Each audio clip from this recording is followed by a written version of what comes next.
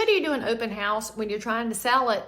Well, there's reasons to think about it, and there's also reasons to exhibit some caution. So the first thing I'll tell you is that we get to put out extra signs when you're doing an open house. We have these little arrows, we call them directionals. They're all over the place, which means that if your neighbors weren't paying attention, now they know. And also some drive-by traffic will see the signage. They might not come to your house, but it does increase your exposure. Here's a big important asterisk to have. A good and smart local realtor will know all of the sign rules for your municipality and neighborhood, because different areas have different rules about what days the signs can be out, how long they can be out, where they can be located, all those fun things. If you do not call a seasoned realtor, you might be the one who winds up with fines depending on how you structured that listing agreement. Now, the other advantage to having an open house is that people can come through who are a little hesitant to call a realtor. They're very afraid we're going to sell them something. But don't worry, public. You don't have to be scared of us. We're actually just super talkative and overly friendly. But in the public, there are people that are nervous about meeting realtors. When we have an open house, they can come in and they can have a chance to view it.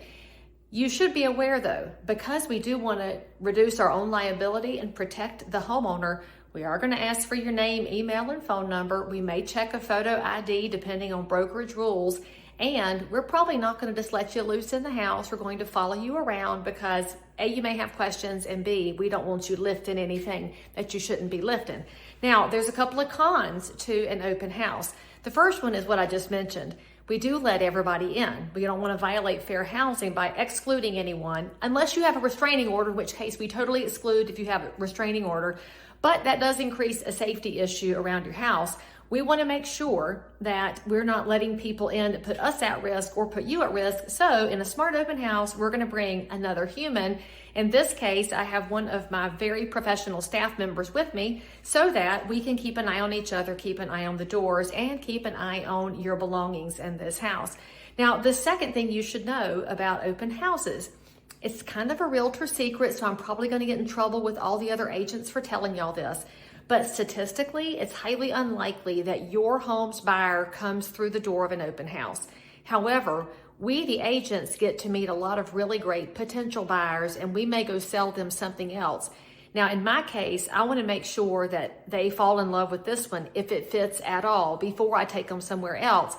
But it depends on who the agent is and how they look at the open house, whether it's to promote you or to become a magnet for future business.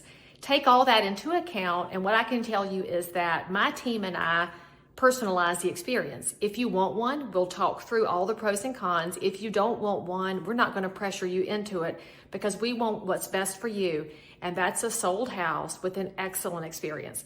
For more questions, if you have needs, shoot me a comment right here in public or send me a DM anytime. Yes, you can buy. Yes, you can sell. And yes, my team and I will help.